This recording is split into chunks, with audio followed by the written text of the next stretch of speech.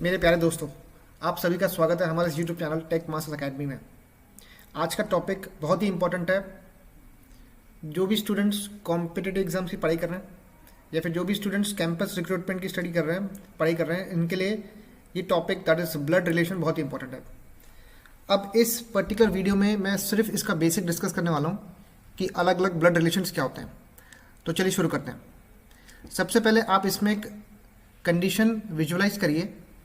In a family, let us say in a family, we have grandparents, we have parents and their children. इसका मतलब ये हुआ कि जो आपके ग्रैंड पेरेंट्स हैं, they come under first generation, parents come under second generation and children come under third generation. Like we people are third generation. So अगर हम इसको डिटेल में स्टडी करें तो यहाँ पे मैंने 5 रो ड्रॉ की है। First generation, second generation, third generation, fourth and fifth generation. अगर हम हमारी बात करें, so we that is you comes under third generation. आपके भाई बहन मतलब आपके siblings they come under second generation, third generation. Siblings मतलब brother and sister. Now see, आपके रियल ब्रदर आपके सिबलिंग्स हो गए। आपके कजन ब्रदर वो भी आपके जनरेशन में आते हैं। तो आपके your cousins they come under third generation. अब लेट अस से आप ही की जनरेशन में आपकी शादी हो गई, you are married with someone. So when you marry with someone there is a new family as per the law. तो आपको लॉ के हिसाब से दूसरी फैमिली आपके साथ अटैच हो जाती है। So we can have brother in law और we can have sister in law. जैसे ही आप किसी के साथ शादी करते हो तो आपका एक रिलेशन और बढ़ जाता है फैमिली के साथ, that is brother in law and sister in law. तो आप ही के ग्रुप में, आप ही के जनरेशन में आपके पास है ब्रदर इन लॉ और सिस्टर इन लॉ। मतलब ये देंगे spouse's brother is brother in law, spouse's sister is your sister in law. Okay, if you marry with someone, your spouse's brother becomes your brother in law, your spouse's sister becomes your sister in law. Okay, now let us say आपका एक brother है। आपके brother ने marriage किया या फिर शादी की किसी के साथ, तो her wife becomes your sister-in-law, or your sister married with someone, so her husband becomes your brother-in-law. So brother-in-law के अंदर एक और कैटेगरी आती है, that is sister's husband, sister-in-law में आता है brother's wife। So third generation में आप आ गए, आपके सिबलिंग्स आ गए, आपके कजन्स आ गए। Next, if you marry with someone, your spouse's brother becomes your brother in law, your spouse's sister becomes your sister in law.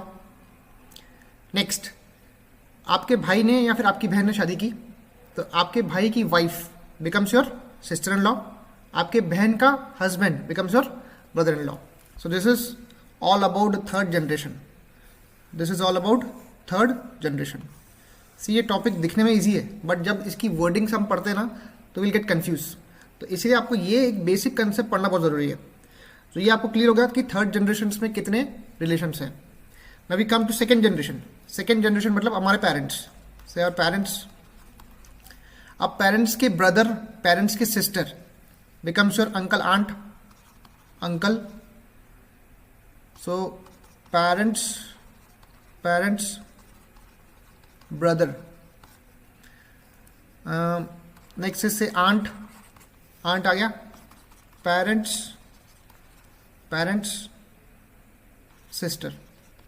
okay, about third generation we have parents के brother sister becomes your uncle aunt।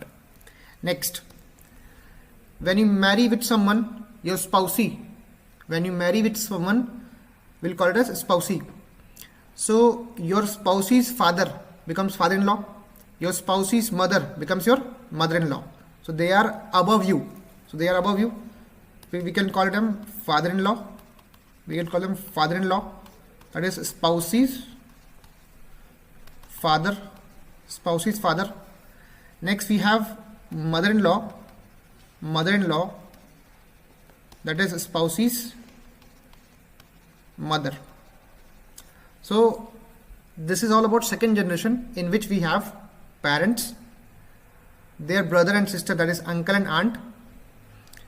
When you marry with someone, we'll call them spousey. Spousey father is father-in-law. Spousey mother is mother-in-law. So this is all about second generation. Above second generation, we have grandparents.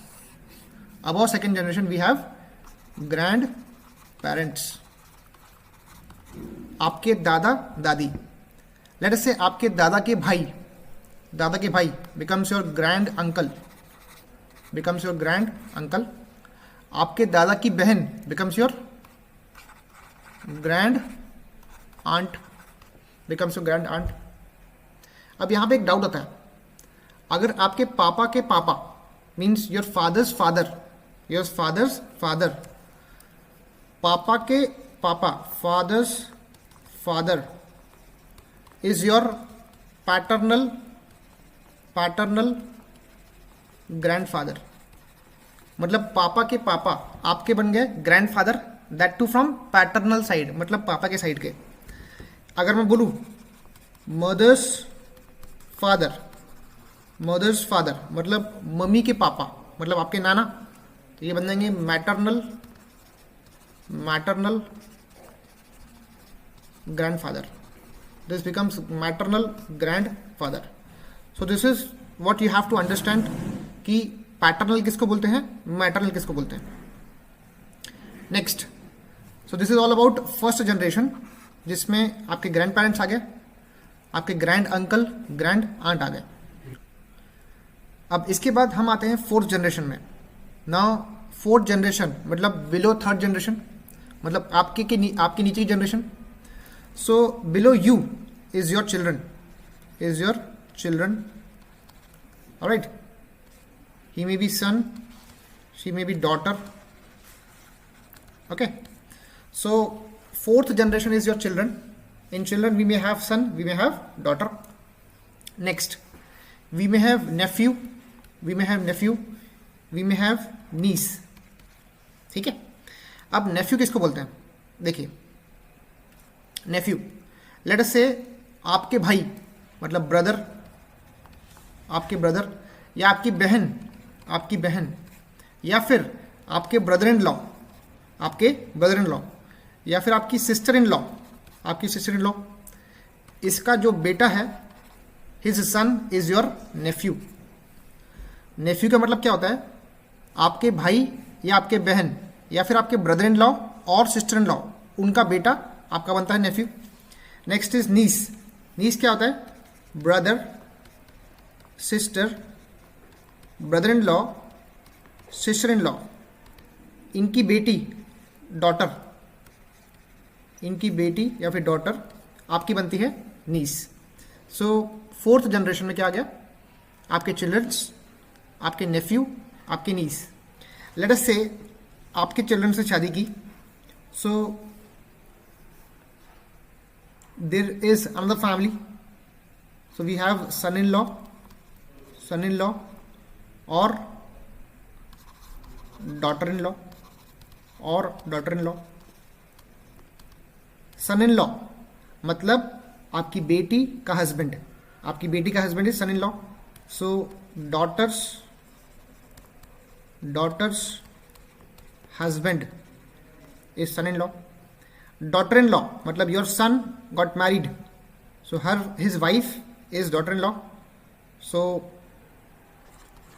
son wife is daughter-in-law. okay, so this is all about fourth generation. यहाँ पे आपका fourth generation खत्म हुआ. Last we have fifth generation मतलब grand children. We have grand children, so son or daughter. So this is all about the 5 generations in which we have a great relation in between these generations. अगर आपको 5th generation के और जाना है तो it becomes great grand childrens.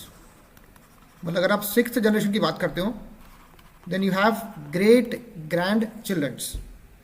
और अगर आप 1st जनरेशन के ऊपर जाते हो मतलब ग्रैंड पेरेंट्स के ऊपर, that becomes great grand parents. So this is all about today's lecture, जिसमें हम लोग ने डिस्कस किया कि ब्लड रिलेशंस 5 जनरेशन में कैसे होते हैं. इसके नेक्स्ट लेक्चर में हम लोग और डिटेल में डिस्कस करेंगे इसके क्वेश्चंस.